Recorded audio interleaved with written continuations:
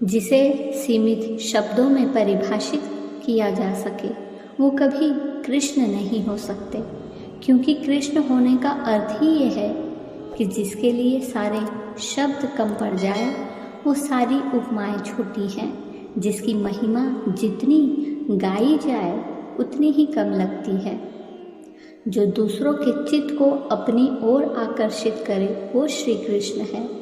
बाल भाव से बच्चे उनकी तरफ खींचते हैं और बड़ों की तरफ गंभीर रवैया अपनाते हैं। कांत भाव से गोपियाँ उनको अपना सर्वस्व दे बैठी तो योगीराज बनकर उन्होंने योगियों को अपना बना लिया। केवल बाहर ही नहीं बल्कि हमें अपने भीतर भी कृष्ण को जन्म देना होगा। अनीति और अत्याचार के विरोध की सामर्थ्य, कठिन से कठिन परिस्थितियों में भी धर्म की रक्षा का संकल्प, कदम कदम पर अधर्म को ललकारने का साहस और हर कर्म को पूरी निष्ठा से करना ही वास्तव में अपने भीतर कृष्ण को जन्म देना है। आइए वीडियो को शुरू करते हैं। इससे पहले कि हम आगे बढ़ें, अगर आप हमारे चैनल पर नए हैं तो प्लीज़ चैनल को लाइक एंड सब्सक्राइब ज़रूर कर दीजिएगा।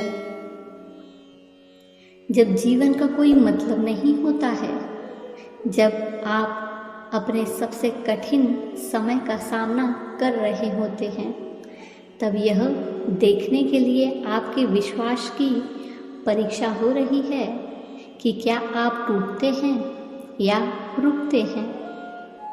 दुनिया के महान व्यक्ति केवल इसलिए सफल हो पाए क्योंकि प्रत्येक क्षण वो अपने उद्देश्य में और संकल्प में लगे रहे। अपने लक्ष्यों के प्रति हमेशा सजग रहो। कल के लिए कार्यों को कभी मत टालो। जैसा कि हम सभी जानते हैं, समय हमारे जीवन का एक अनिवार्य कारक है। यह अनमोल है और एक बार यह बीत जाने के बाद कभी वापस नहीं आता। हालांकि कई बार ऐसा भी हो सकता है जब हमें लगे कि परिस्थितियां अनुकूल नहीं हैं और चीज़ें हमारी योजना के अनुसार नहीं हो रही है। हम हतोत्साहित और निराश महसूस कर सकते हैं और हार मानने का विचार हमारे दिमाग में आ सकता है। लेकिन फिर भी समय अनुकूल ना हो तो भी कर्म करना बंद मत करो। प्रयास करने वाला शख्स एक दो बार गिरता है, पर प्रयास नहीं करने वाला शख्स गिरा ही रहता है। कर्म करने पर तो हार या जीत कुछ भी मिल सकती है, पर कर्म न करने पर केवल हार ही मिलती है। इसलिए अपने समय का सर्वोत्तम उपयोग करना और अपने लक्ष्यों का लगातार पीछा करना अति आवश्यक है। वृक्ष कभी इस बात पर व्यथित नहीं होता कि उसने कितने पुष्प खो दिए। वह सदैव नए फूलों के सृजन में व्यस्त रहता है। जीवन में कितना कुछ खो गया, इस पीड़ा को भूलकर क्या नया कर सकते हैं, इसी में जीवन की सार्थकता है। ध्यान रहे पुरुषार्थ के आगे तो भाग्य भी विवश होकर फल देने के लिए बाध्य हो जाता है। प्रत्येक बड़ा आदमी कभी एक रोता हुआ बच्चा था। प्रत्येक भव्य इमारत सफ़ेद पेपर पर कभी मात्र एक कल्पना थी। यह मायने नहीं रखता कि आज आप कहाँ हैं, महत्वपूर्ण ये है कि आप कहाँ होना चाहते हैं। प्रयास करते रहो, शरीर थक जाए लेकिन मन को थकने न देना। भागीरथ तो देवलोक से गंगा जी को ले आए थे जमीन पर।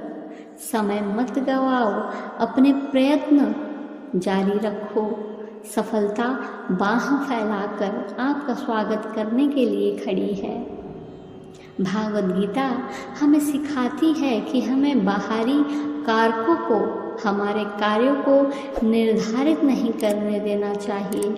हमें आगे बढ़ते रहना चाहिए और डटे रहना चाहिए, चाहे कैसी भी परिस्थिति हो। इसका मतलब ये है कि हमारे कर्मों पर हमारा नियंत्रण है, लेकिन हमें परिणामों में अशक्त नहीं होना चाहिए। हमें परिणाम की चिंता किए बिना अपनी क्षमता के अनुसार अपना कर्तव्य निभाने पर ध्यान देना चाहिए। यदि हम ऐसा करते हैं तो देर सवेर सफलता अवश्य ही हमारे कदम चूमेगी। ये समझना महत्वपूर्ण है कि सफलता केवल हमारे लक्ष्यों को प्राप्त करने के बारे में नहीं है, यह उस यात्रा के बारे में भी है जो हम वहाँ पहुँचने के लिए करते हैं। जीवन में आने वाली हर असफलता हमें मूल्यवान सबक सिखाती है और हमें एक व्यक्ति के रूप में विकसित होने में मदद करती है।